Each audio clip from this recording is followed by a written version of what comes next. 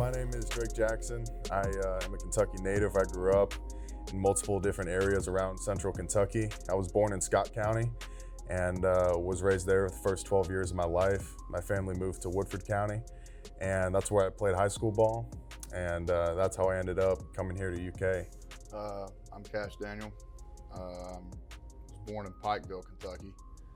I lived in ℂ𝕠𝕞𝕞𝕠𝕟𝕨, Kentucky for the first, I think, 2-3 years of my life, and then moved to Pikeville until I was 7.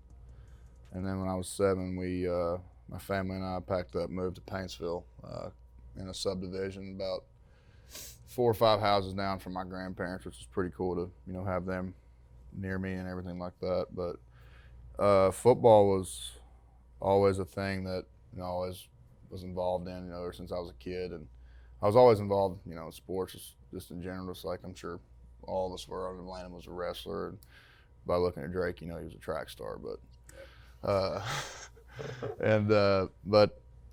for me, football was, at one point it was just, a hobby, like for every little kid. Started playing flag football in Pikeville when I was around, 5, 6 years old, and I can remember, I still have some of the pictures out there. I played for the Green Bay Packers, and I was just, at that point, I would always think that I was Brett Favre because I was a quarterback, and at that time, Favre was just like, he still is my favorite player of all time, but especially when you have that green and gold on out there, and I purposely had my dad take white tape because we didn't have numbers in flag, and I made him put a white number 4 on the back of it, just so I could feel more like Brett Favre. But then I got into, tackle football as a kid when I moved to Paintsville when I was 7 or 8. I think it wasn't even a school ran, it was the rec center, that ran it. And we had a blue team, a white team, and a red team, and we practiced in the Little League outfield, in our Little League field. And that's where, remember those old air helmets? Remember, like the one Antonio Brown's wanting to wear? Circle ears. And then I had the bar coming down. Yeah, I played fullback and linebacker at that point. And it was fun. I mean, we did have, we had dads out there teaching us what they saw on TV or what they've heard, when they were growing up or whatnot. But it was fun. And but I was always when I was growing up, I was always the kind of the bigger kid in my group. Everybody thought I was going to be basically as tall as Landon. I probably wasn't as big as you, but everybody thought, by the time I'm your age, I was going to be as big as you. But, I let people down, I guess. Yeah. See, it took me it's a little different story than yours because I didn't fall in love with football immediately. It actually took me a little while to realize that this was sort of my path. Coming from a small town, we didn't have a football background in my family. We didn't have a sports background, period. Like my dad played football until his junior year, quit, and then threw shot put and discus and did track for a long time. So coming into football, I didn't start till I was 10. My mom was always afraid I was going to get hurt until my coach, what would have been my coach, came up to my mom and was like, he's a head taller than everybody. Like, who's going to hurt him? He's going to hurt somebody. And so I went out there and played, but then fell in love with other sports. I played baseball for a long time, ended up quitting that for football, wrestling, and track all in the same time. But going into high school, I got my offer early in my high school career, and I committed not really knowing what I was doing. I didn't have anybody to guide me, nothing like that. And it was until really my junior year that I was like, maybe I should play football instead of track, because that was my whole goal, was just to go college for track. I was like, I don't have to beat myself up. I can still get strong. And so after I started getting offers, my junior year, that's when I really decided, maybe football is a better path for me than doing these other sports, and got into it a little bit more. And then I met with you all a little bit more and started getting the 2016 class put together as a group. And, I think we've pretty much became a really tight-knit group, and that really just drove my fuel for this game. I always loved football, but I didn't know which one I loved more, wrestling, track, or football. But now I created that brotherhood. It sort of helped me make that decision. and helped me go and want to pursue football a lot better. Yeah, so Kash and I met each other in middle school. We were in 8th grade. We were selected to play on an all-state team. It was FBU, and so we it was after our 8th grade football season. They put together a team, and Kash and I were on that team, and we traveled around the country a little bit. Ended up down in San Antonio. One of the top 5 teams out of I think it was 40. Final 4 out of Final 5. I know it was 5 out of I think it was 40, and so we met each other back then, and I think that team stayed together for 3 or 4 months. Yeah. I mean, so we got to know each other pretty well, and eventually I met Landon freshman year. We played each other. My freshman year at Lexington Catholic High School, we played Lafayette, smacked them. I think I ended up pancaking Landon like 5 or 6 times. You didn't. Looking back at the film, we didn't know each other then, but it was. NUC combines. Yeah, I think it was an NUC combine in Lexington at Bryan Station High School. Yeah. This big, I mean, Landon was the biggest guy there, and we ended up meeting each other. I think that was around the time UK offered you. Was that the one where you got interviewed? No, that was a different one. No, don't bring that one up. Awkward freshman Drake, yeah.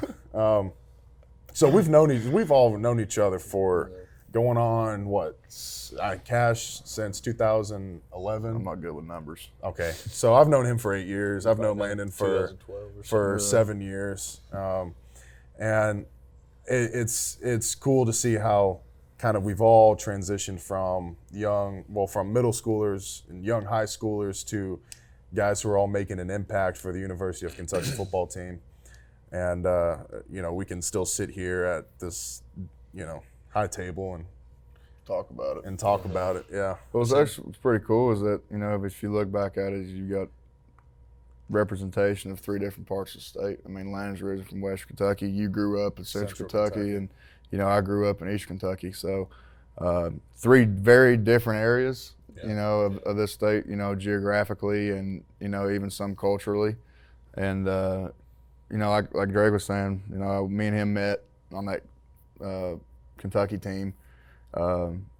There's a lot of talented guys on that team. There were a lot of guys on that team. A lot of guys that are playing Division I ball. Yeah. So I mean, we not only did I meet Drake, but we met a lot of guys that we've kept in contact with over the year. And then, like Drake said, freshman year pretty sure it was a Kentucky camp that I met Landon at. Yeah. And then ever since then, we all just clicked, And what was cool about it is that it was ever since we first met each other, that it was just like an instant bond, and we were just instantly friends, and we could all.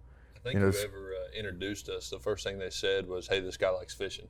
Yeah. And that was just where it took off. We just talked, and we started going out fishing. Go ahead and exclude Drake from this. Well, I was going to bring up. I was going to say, I think it's interesting the point Kash brought up, talking about he's from Eastern Kentucky, I'm from Central, Landon's from Western Kentucky, and I think the interesting part of that is how we all kind of see how much pride the entire state takes in this football team. Mm-hmm. Where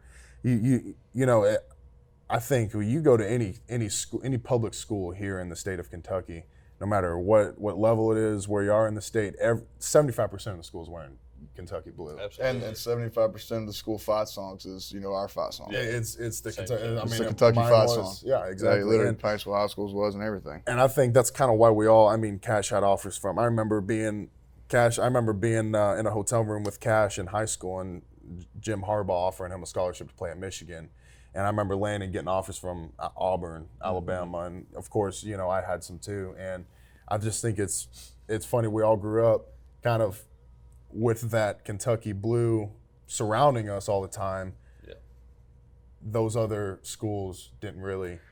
It's definitely a pride thing from our state. Just like, when I talk to anybody, if you go anywhere, East Kentucky, West Kentucky, Central Kentucky, you can go to a gas station, you can go to McDonald's, anywhere you see, and I guarantee you have a really highly likely chance of seeing somebody wearing a Kentucky shirt, wearing a UK hat, has a UK bumper sticker on their car, Absolutely. or maybe I've seen entire families, decked out in UK gear. Yeah. So, just the sense of, pride that the people of Kentucky have for not just UK football, but for UK athletics in general.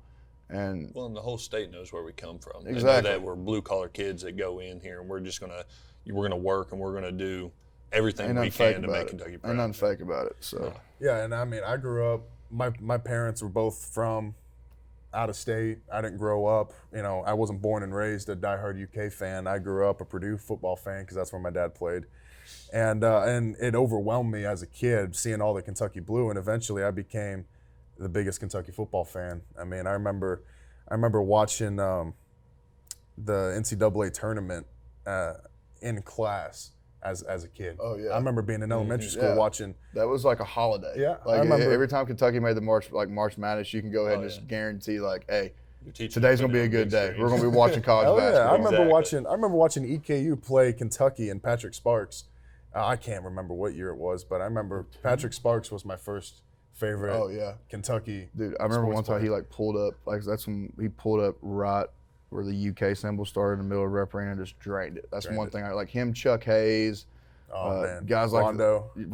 Like those were you need, and you would go out with your buddies and play on that 8-foot rim and be like, who are you? I'm Rondo or I'm Chuck Hayes. Things like that. Well, I just know Drake knows just from not being a UK fan, when he was born and raised, but we'll be sitting in film and Coach Sarman will be like, back in 2008, we lost this one game and I think it was my right tackle, and he'll be like, yep, Mississippi State in the fourth quarter. Yeah, I remember. I mean, I followed it so much. So you're like the head coach from the Rams, with everything, with football. Yeah, well, I don't know. Sean McVay. I'd say I just really enjoy it, and I've taken I've just taken mental pictures of all that stuff. I still try to do the Patrick Sparks versus Michigan State 3-pointer at the very last second, where his toe was not on the line and bounced around the rim 20 times. That's still my favorite memory right there. That's when it went cool in. I remember stuff. watching that. Yeah. That's some cool stuff. But I remember, I was introduced and I was always surrounded by, Kentucky football, Kentucky athletics and everything like that. And, one side of my family, was big diehard Kentucky fans, but one side of my family wasn't. I'm not going to go into who they were rooting for or anything like that. So, Because team up north. yeah, mine's a team down south, so we're not going to talk about them. Okay. And but I did grow up, in the culture of seeing Kentucky athletics and seeing success in basketball and the ups and the downs of football. I could still remember the days coming to games with my granddad, and remembering the ups of the LSU games, and maybe the downs of some of the Tennessee games or something like that I've been to. And one thing that I can hold my hat on, that all three of us can hold our hats on, is that when we came in here, we had a goal in mind of to help Coach Stoops take this program to newer heights and ultimately create a program, not just a couple good teams here and there and then fall off here and there. And I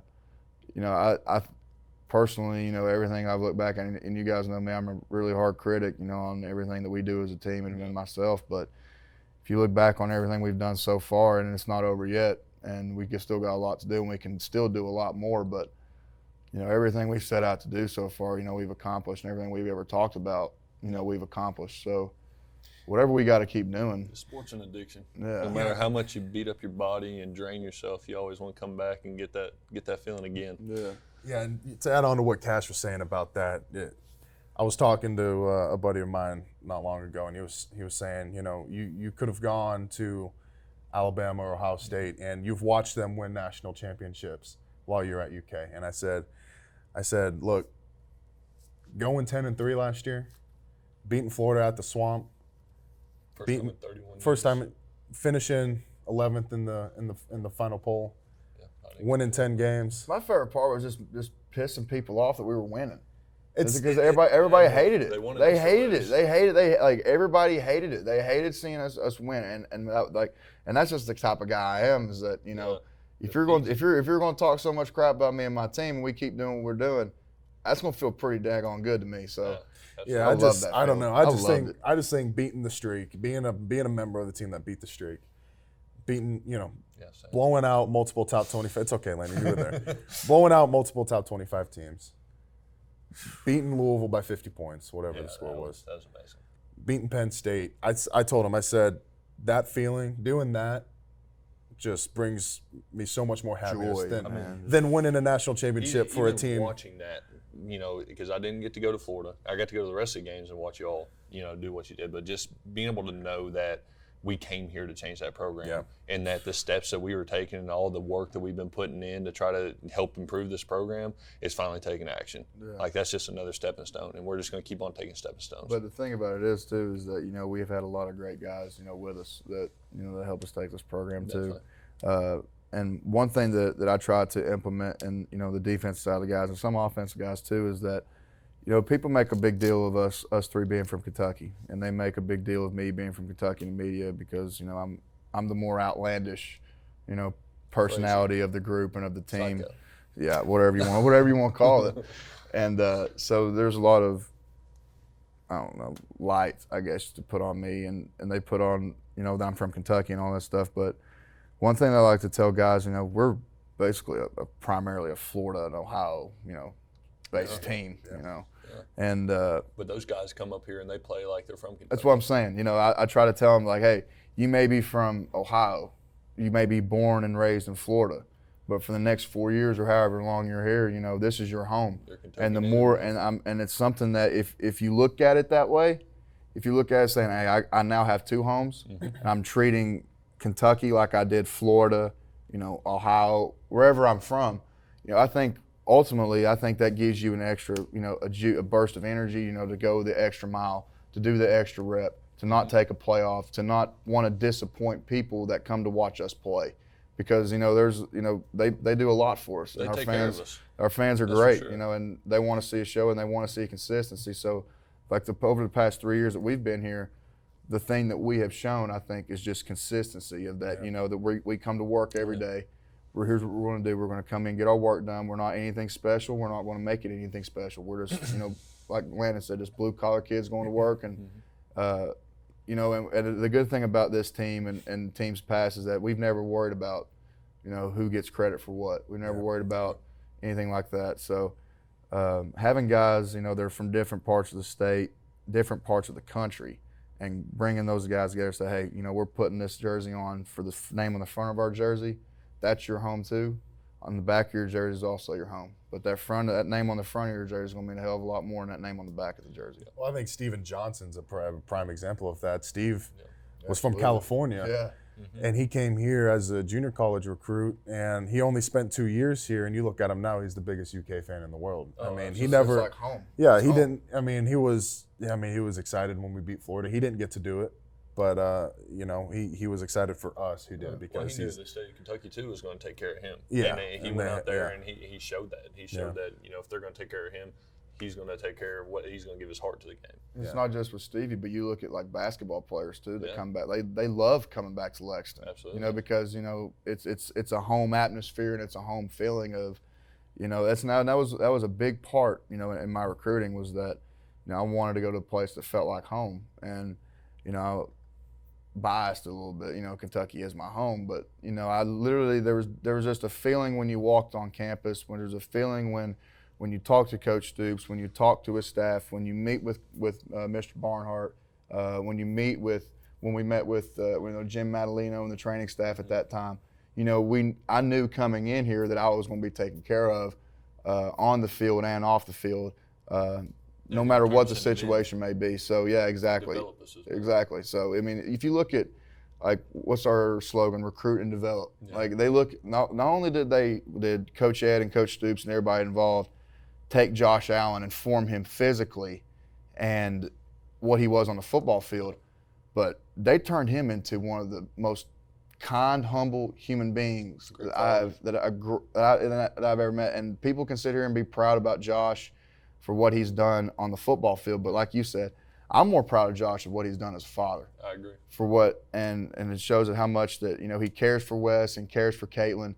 and just really embodied, a family type atmosphere that I think that Coach Stoops and this program has helped form him into that. So it's just an all around area. And Coach Stoops says all the time, not only we're going to build you, for football, we're going to build you for life as well. Absolutely. So this place here has been an unbelievable blessing, for me to be able to come in, meet the people that I have like you guys, and form a relationship with other teammates and other classmates that aren't football players, professors, administrators, things like that, to know that when my time is up here, I know that no matter what happens, I always, my heart's always going to be here, and I always have a home here. Yeah. I love, exactly like you said, just how they develop our character.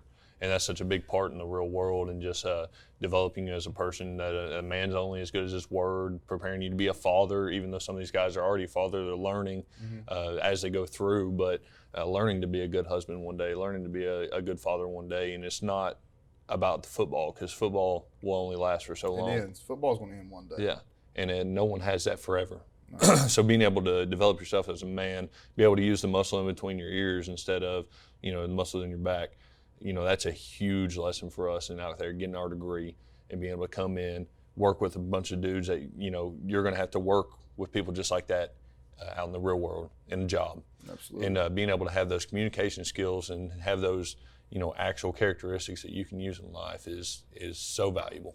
Well, just look at Coach Schlarman. I mean, you talk about a guy that will really build you up as a man, not only on the field but off the field. Yeah. I know Landon and I all three of us can really attest to this. There's times where Coach Schlarman will sit in the film room with us and talk about non-football related things for 20, 30 minutes. Absolutely. And talk about what he's going through and how he's trying to set an example for us. He's in the same position we were 20 years ago. He was a in-state guy and has a lot of pride, was a good player here, and came back to coach and do what he loves, but really tries to develop us. And that was one of the main reasons I decided to come here instead of other schools, was because I trusted him, my family trusted him, and he's really an uncle, a second father. What do you? Uncle he's Schlarman. Like he's Uncle Schlarman, yeah. I think, Kash knows it too. Schlarman really, as an offensive lineman, this is the best place in the country to come, because he will take care of you. Yeah. He will develop you. He'll hold you to a high standard. He'll make you laugh. Yeah. Just that motor he has, man. It's just, it makes it's never ending. I know I'm not an offensive lineman, but just hearing him talk and hearing the way how he coaches you guys makes me want to play for him. Yeah. And I think if you have that characteristic as a coach, to come in every single day and being able to be because Coach Schlarman's hard on you guys. Yeah. But at the same time being hard on you, but still making guys want to play for him, that's a characteristic that as a coach that can't be matched. Even though he has every excuse in the world to every excuse, not to give his all, to miss a day, whatever, it's still that same drive coming in every day, motivating us. And like Drake said, it's nothing for him to say, screw the football for the day. We're going to sit here and talk about being men. You know what the best part is? I think with all the stuff he's been going through the past year, I think he really enjoys coming here and being around us. I think that we help. And he's told me too. I think it's medicine for him, and I think he's helped us build such a great relationship amongst ourselves with him. He comes here to get a couple laughs, play coach football, and it's encouragement for us. Yeah, it's a win-win situation all the time. Yeah. Him and JP both. They're there's another encouragement. Guy too. Josh is this one's really close and personal to me, because Josh is just a good, really close friend of mine.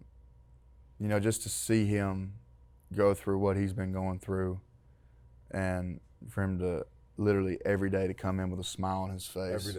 Every day with a smile on his face. Not one time have I ever seen him, mad, discouraged, anything like that. I've seen him tired, obviously, just because he's going through those god-awful treatments. And always positive. And I think one thing that, ultimately helps people beat stuff like that is having that kind of mindset.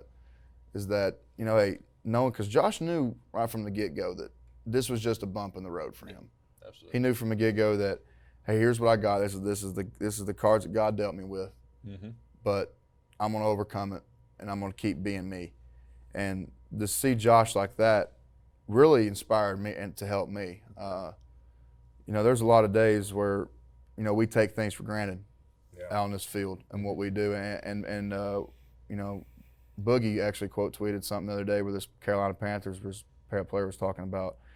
He was out at practice, and we were in, I think it was day whatever of camp, and it's just that one stretch where it's just camp. There's no other way to describe it. And he was sitting there, and he was out in the heat in his pads, and he was sitting there, he was talking about, it's like, I woke up this morning and I told myself, man, I have to do this today. But once my feet hit the floor and I got up, he said, man, I actually get to do this today, because there was 100 million kids that would rather be in my shoes right now. And so it's for people that, we take for granted so many times that would absolutely kill just to spend an hour in our shoes or a day, or just even have our lives, with the things that they would do. Puts things in perspective. And I think that having guys like Schlarman and having guys like JP, I really wish that none of them ever had to go through any of this. But to see the way that they've handled it as they've gone through it has really been just an inspiration, not only as an athlete, but just as a human being in general, of how to go about life, when things don't go your way, because things aren't going to go your way all the time. Dude, you bring up Josh, and what an incredible person he is. Unbelievable. I was getting out of football late one night doing treatment, and so was he, and we go in the shower. He goes in the shower before me, and as soon as I get in there, I see him picking up everybody's dirty washcloths and putting them in the bin. Yeah. And I'm like, dude, this guy is. Don't do that. But that's just the type of guy he is. That's man. what I'm saying. Like, after all the stuff he's been through, he has every right to just to say no, to not to give up. Yeah, there's definitely times you got to look back and reflect on what and you brought this up. You get up and it's day 12 of camp. You got another 8-hour, 10-hour day ahead of you, and really what I do is I just kind of think back to where I was, being a middle schooler, high schooler, thinking I was, too short to go play Division I ball. I had a coach tell me that when I was in middle school. I told him I wanted to play at Kentucky, and he said, "Buddy, you ain't going to Kentucky." And I just remember, being a kid, I'd go online to, a high school recruiting database and try to filter out all the linemen and see how many offensive linemen 6'2" and under were getting scholarship offers. And I remember doing that. I remember doing it all the way back to the 2012 class, looking at that stuff, and then it happened, and here I am. And sometimes you got to look back and say, I remember being a little kid, looking up to these people, and thinking how I would do anything to be in their shoes, and that's the type of stuff that'll make you go to work on day 12. Yeah, it's just, and for me, it's a lot of people. It's for the people that don't get the chance to do the things that we do. When I was in high school, my head coach, Joe Cherico, his son Braden was born with spina bifida.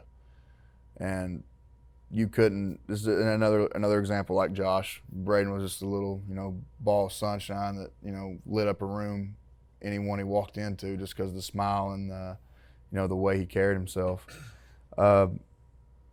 It's for Braden to be there, and we called him Coach, because he was always around us, and Coach gave him a coaching polo and sideline hat, things like that. And every month in October, we wore either yellow wristbands or yellow socks or everything for the spina bifida awareness, and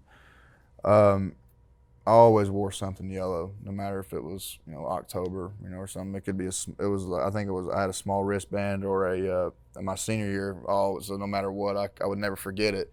I had a yellow mouthpiece, the big pacifier mouthpiece, so I can never forget that.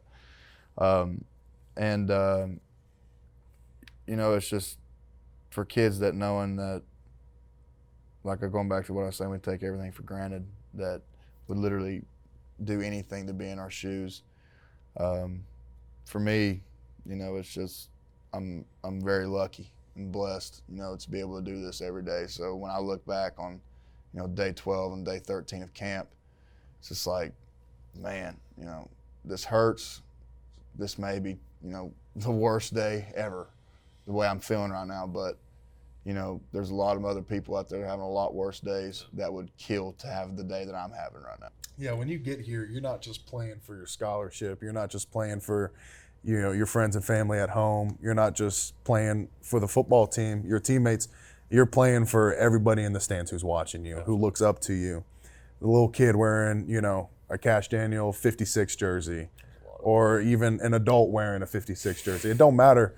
No, yeah, well, my point is that, you got to realize, and I think we all do here, that you represent more than yourself. You represent more than the people at home. You represent people that look up to you. So much more than a game. That's kind of what gets your juices rolling.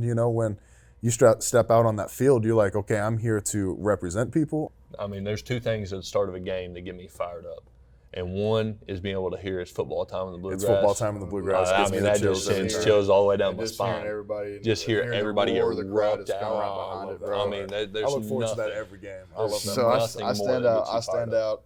I try to make the national anthem, every time. And I usually, if I make it, I usually stand by Mitch Barnhart, or Coach Stoops, or somebody like that.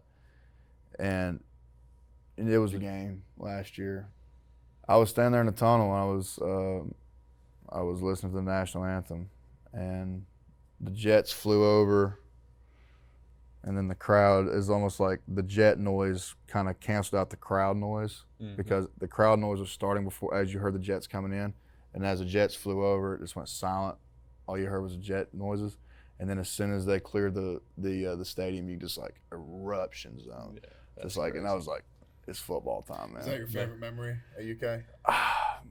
No, man. I mean, honestly, I'm sure I would say mine's probably in the streak. That was something that, and I don't want to, to just sit here and pounce on the past or anything like that, because it's a new season and they're going to be real pissed off to come in here and beat us this year. But we got to make sure that that doesn't happen.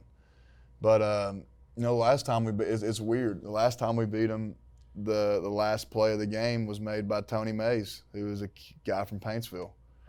That's right. And when we came, it was, and I always get feelings, when I walk into games, and I'm always confident no matter what. But there was just something different. I played in the swamp before our freshman year, and we went there and got our absolute tails kicked, and it was 9,000 degrees.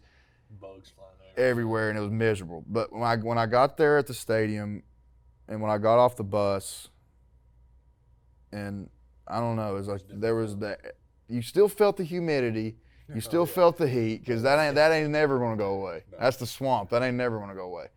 The hostility was there. I think the hostility was even higher than our freshman year. Yeah, I agree. And there was just something, though, that every time that we took the field, or even before the game, was like, something's different. And I think it was a different sense of focus. I think it was a different sense of pride, like Drake was saying. But at the same time, I didn't realize that it was for the streak until after the fact that we won. Is that I was just looking at it as like, man, let's just beat Florida. Yeah. No, and you all can correct me if I'm wrong, but during a game, there's those feelings at the beginning of the game, like coming out of the tunnel, that's awesome. But the best feeling during a game is when little old Kentucky comes in and shuts out a whole stadium. Shuts them up. You can just hear a pin drop right in the middle of the stadium. And then after the game, you can look on TV, you look on everywhere, and people hate it. Yeah. They hate it. They're absolutely mad. And there's always something wrong with our play. They come up with every excuse to why we won that game. It was a fluke. And it makes me laugh. It does. At the end of the day, you don't know, like people know the things we do on Saturday. They don't see what we do, Monday through Thursday, the off-season training, the extra film sessions, the extra walkthroughs, the staying here late, the getting here real early. Like, that's the one thing they don't understand. And then one thing they don't understand is that, Coach Stoops ain't no fluke coach. He ain't no show coach. He's not here for the media. He's not here for this and that. He's here to make us better. He's here to make every player better as a man and as an individual on that football field. And so everything that he's done so far with bringing in coaches to get us in the position to win. He's making moves to make sure our bodies are right. He takes really good care of us, better than any.